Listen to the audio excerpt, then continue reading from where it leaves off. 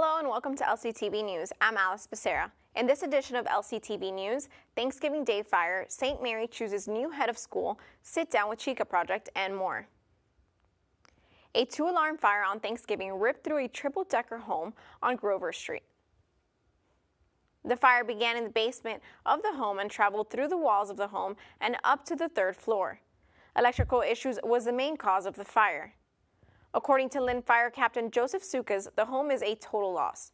The 4 children and 13 adults who lived in the home were celebrating Thanksgiving inside the home before the fire began. All the residents made it out safely with no injuries. 2 firefighters were transported to Salem Hospital. One suffered a broken toe and another suffered a minor shoulder injury. Lynn firefighters were able to get the fire under control around 1:50 a.m. on Friday. The Massachusetts Department of Transportation announced that a request for proposals has been issued for a Lynn Transit Action Plan study. This plan will focus on various strategies that will help enhance the quality, capacity, and reliability of public transportation for residents and businesses. For the MBTA's Focus 40 draft plan to move forward, the plan study has to identify and review concepts related to improved transit service in Lynn, effective short-term and long-term strategies. The study will begin sometime in 2019. Part of the study will include opportunities to create and improve bike and pedestrian access to transit locations as well as ferry services. Lynn Mayor Thomas McGee says the study will help create a strategic plan to address the immediate and long-term transportation needs of the city. Many Lynn residents have experienced issues and challenges pertaining their experience with the MBTA. In a reliability data gathered in August and September, it was discovered the bus routes serving Lynn operated below reliability targets of 75%. Northeastern University Marine Science Center in Nahant was awarded a $6,000 grant from the Friends of the Lynn Nahant Beach, which will support marine science education in the Lynn public schools. 8 Lynn elementary schools will be the beneficiaries of the grant. Additionally, the grant will allow 40 marine science-oriented school students to attend the 2019 High School Marine Science Symposium in March. Summer scholarships will also be provided for a Lynn student to attend Northeastern's Coastal Ocean Science Academy. Lynn Public School Superintendent Dr. Patrick Tutwiler said that this grant provides some of our youngest and oldest students with the quality marine science programming offered by the Northeastern Marine Science Center. The Friends of Lynn and Nahant Beach since 2014 have provided the Lynn Public Schools with over $20,000 in financial support. Bob Tucker, president of Friends of Lynn and Nahant Beach, said educating the next generation about the importance of the ocean and our beaches is a priority for us. 2 Lynn police officers were injured after they were rear-ended on Sunday at approximately 7:30 p.m. The driver who rear-ended the officer's cruiser ran away from the scene.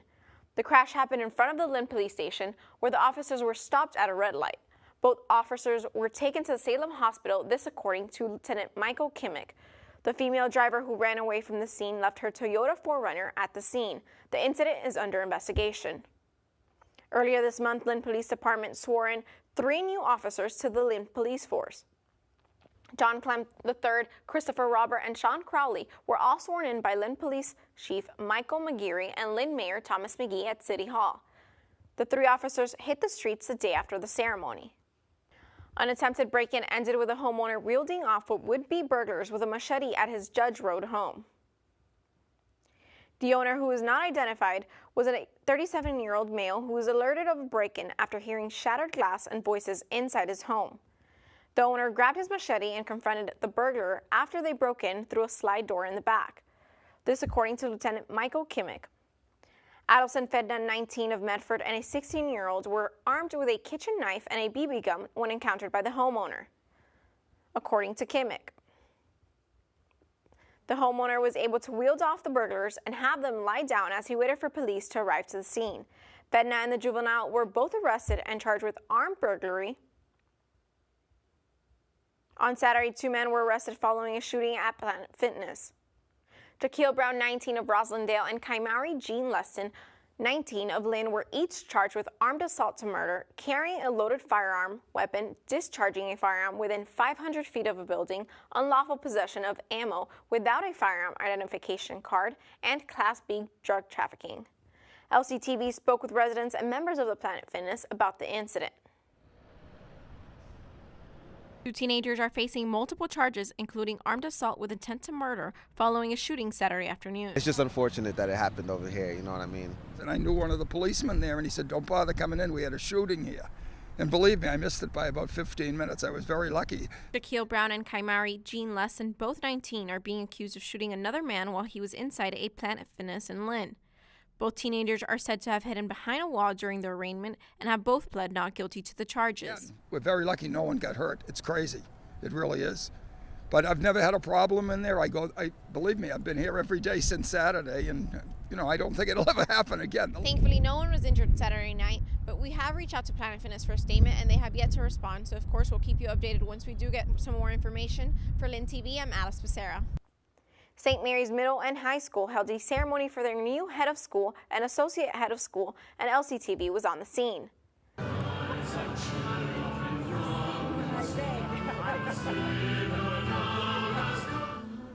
We bring forward the official commissioning of two exceptional leaders. This morning, we welcome them, we pray for their success, and we pledge all of our support. It's an honor for me to join you today for the commissioning of Dr. John Dolan as St. Mary's Head of School, and of Mr. David Angeramo as Associate Head of School. As Mr. Dolan and Mr. Angeramo know, school is more than just academics. It's about preparing students to tackle their future by challenging them to try a new experience. Thank you for providing us with a dedicated team to lead us here at St. Mary's. This past spring, after going through the whole interview process with the search committee, I was very lucky to be given the opportunity to come here and join the St. Mary's community. With its rich history, an impressive legacy, and passionate students and staff. It's only a year, but I got to get to know you. I get to watch you in action. And I know when you leave here, this group, this class of 2019, you are going to change the world. I mean that. You are going to change the world. Follow me, and you are mine.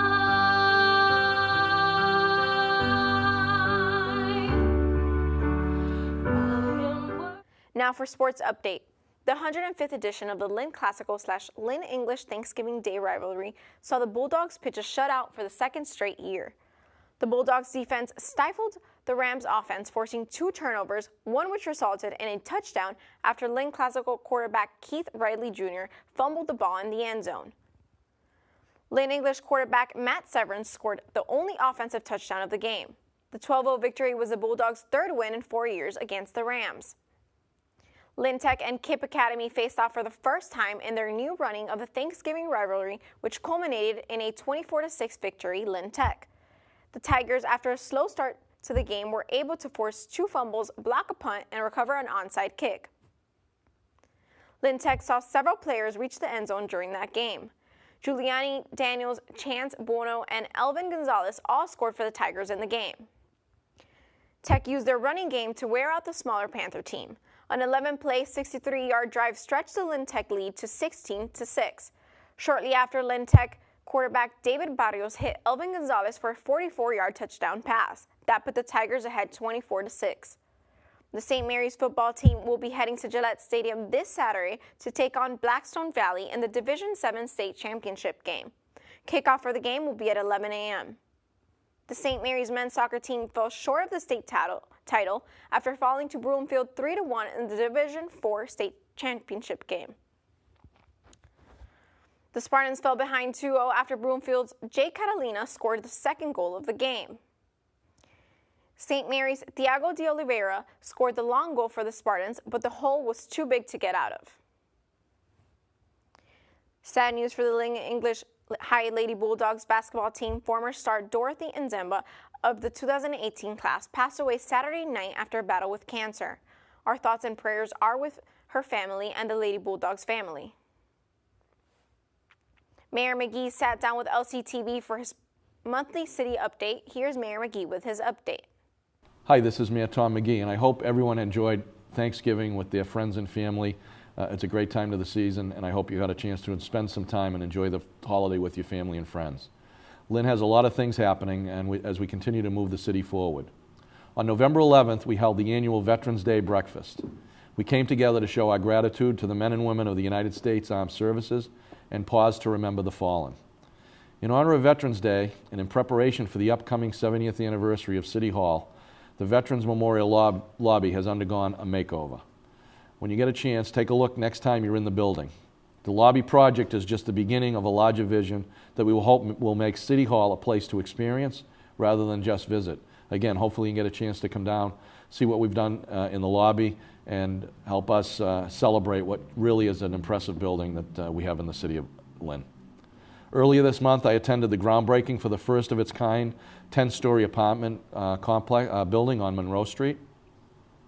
This $90 million investment will bring 259 market-rate apartments with 20,000 square feet of commercial space on the ground floor, which will include a restaurant and other retail components, and will, again, add value to our community and really enhance what the exciting things that are happening downtown.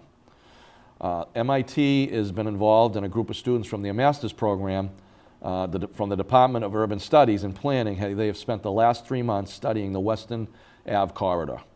They've dubbed it the Weston Waterfront, which includes the General Electric athletic field and the Weston Ave corridor, really from the Market Basket all the way up to the Belden Blythe Bridge. They held a public meeting on November 8th, and will be holding a second public meeting on December 6th, and we're looking for input from local residents. Once the final meetings have been held and they've completed their review, not only with public meetings, but with input from many of the neighbors and businesses and other people that live in that area or are part of that area, they will provide the city with a recommendation on how this area could be redeveloped. It's exciting, and if you get a chance, please come down to that public meeting. Mass Department of Transportation has issued an RFP for a Lynn Transit Action Plan study, a request for proposal for a study that would look at revamping public transportation access to Lynn, and that was released by MassDOT last week. As part of that, with our continued interest on extending the Blue Line to Lynn and bringing back the ferry year-round service to Boston from Lynn, there are many other discussions that are part of that plan, but I think it's important that people are following that, and we're excited that the Mass Department of Transportation is taking a look at a Lynn Transit Action Plan, and we're working with them to make sure that the future for transportation is something that we can be excited to look forward to. On December 10th, there will be a Lynn Waterfront Master Plan public meeting related to our waterfront master plan discussions that have been ongoing. That meeting will be at the Lynn Museum from 6 to 8 p.m. And again, the public is invited, and we're looking forward to your input. On December 4th, we'll be hosting our annual tree lighting ceremony in the Small Common at 4 p.m. Immediately after, we will have a number of activities for children in City Hall. At 6 p.m., we will be showing the movie The Incredibles 2. Kids should be excited about that opportunity to come and see that movie. They'll also have an opportunity to take pictures with Santa Claus before the movie. My hope is that the residents and visitors alike will get a chance to come down and be part of the tree lighting and the movie, and just as importantly, get a chance to explore some of the restaurants and activities happening in downtown. Finally, as winter is approaching, we encourage you to sign up for our Rave Mobile Safety Alert System. This will give you important information related to parking bans, weather alerts, traffic delays, snow emergencies, and all of the things we'll be facing as the winter approaches. Please follow the link here that we're providing for more information related to that. Again, thank you for listening, and I hope you have a great holiday season. Thank you. And this week's Lynn Lowdown host Mukala Kabongo sat down with member of Chica Project. Here's this week's Lynn Lowdown.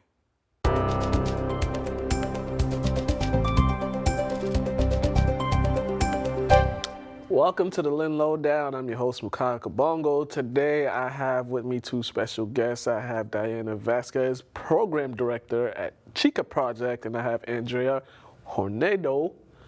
She got a long title. It's Assistant Ambassador of Mentor. So she basically mentors people, but she want to get the long title and all that stuff, make it look fancy. How you guys doing? Great. How are you? I mean, Yes, Wednesday, middle of the week, just another day. Yeah.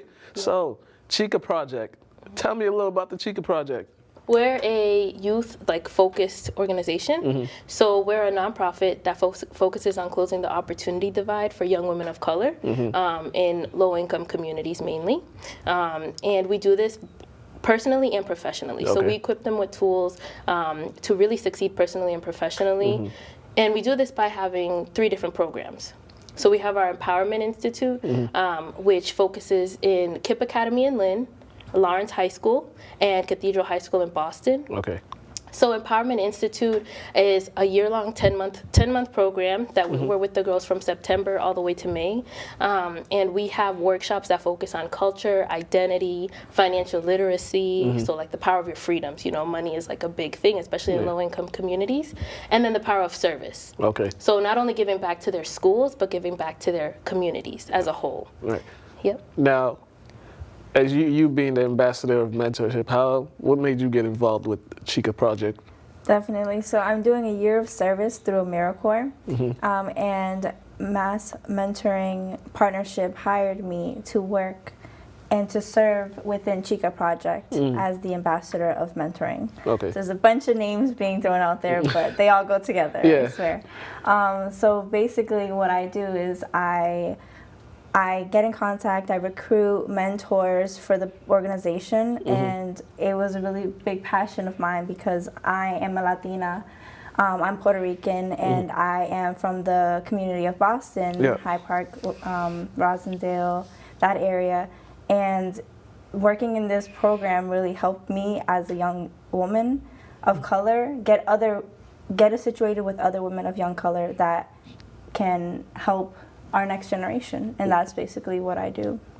Now, you talked about the financial literacy, so the financial literacy program, why is that important for these young, I'm assuming it's mainly females that you guys work with. Yeah, we only serve young women at the moment through our empowerment institute. So why is that important for them to learn financial literacy? Yeah, so I mean, the communities that we serve are mainly low-income communities, and we can kind of get trapped in the same cycles as, you know, older generations. And sometimes, like, our parents, especially like my mom is an immigrant woman who came to the U.S., you know, to give me a better life.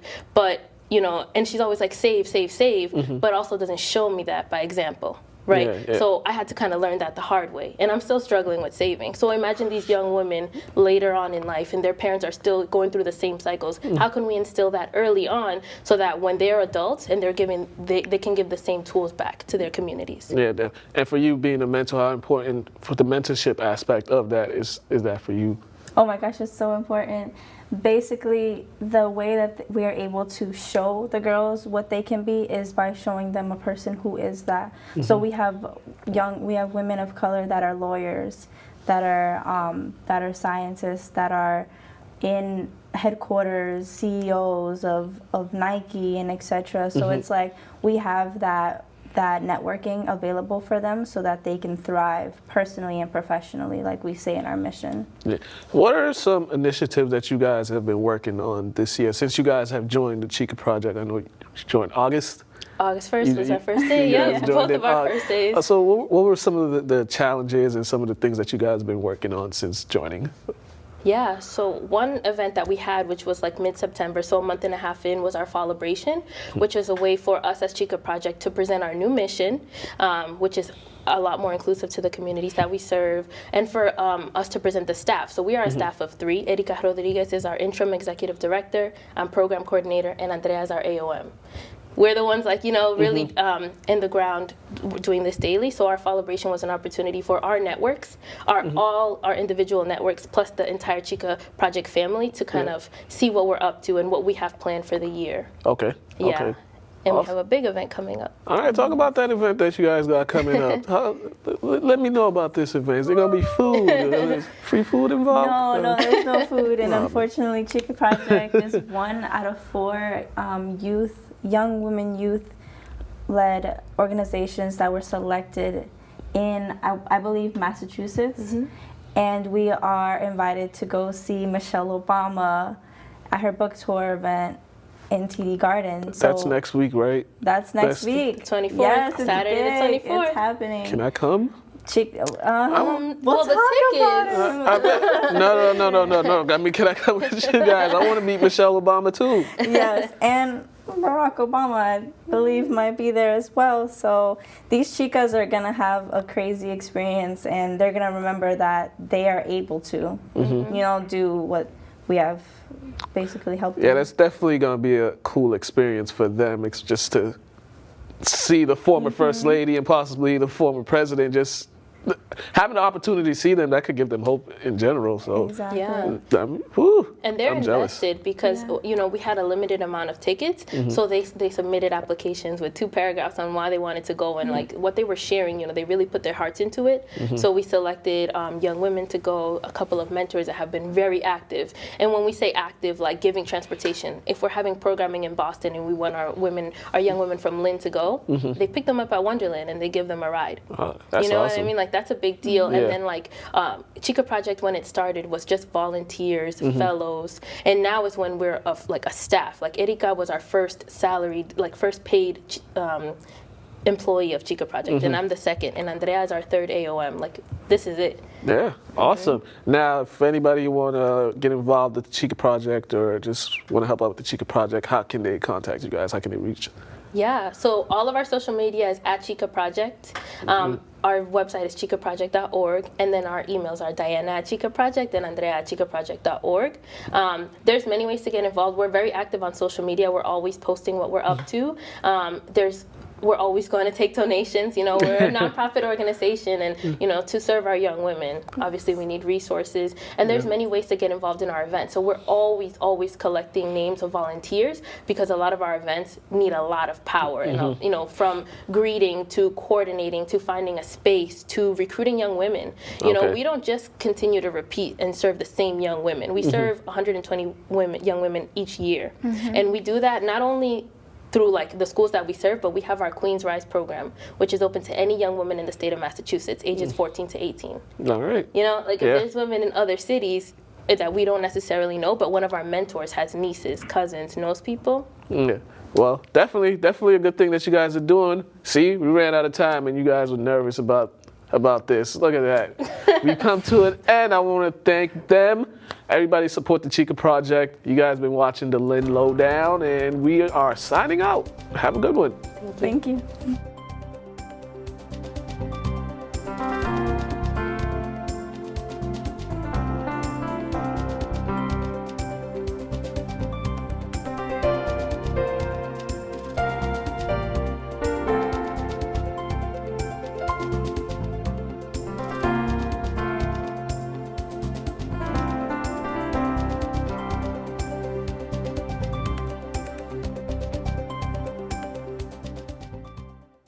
And now for some upcoming local events. On Friday, November 30th at 7 p.m., Toys for Tots will be hosting a fundraiser at Knights of Columbus. Profits from the fundraiser will be used to buy toys, and donation boxes will be available for toy donations.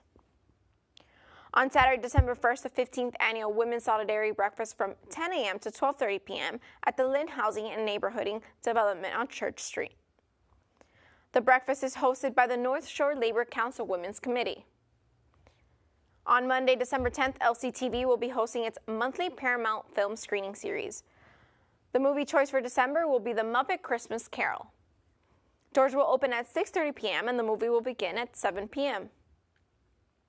Thank you for watching the LCTV News. I'm your host, Allys Becerra. Like us on Facebook and subscribe to our YouTube channel, and go to our website, www.lyntv.org, to find out all the great things happening here at LCTV. Have a great day.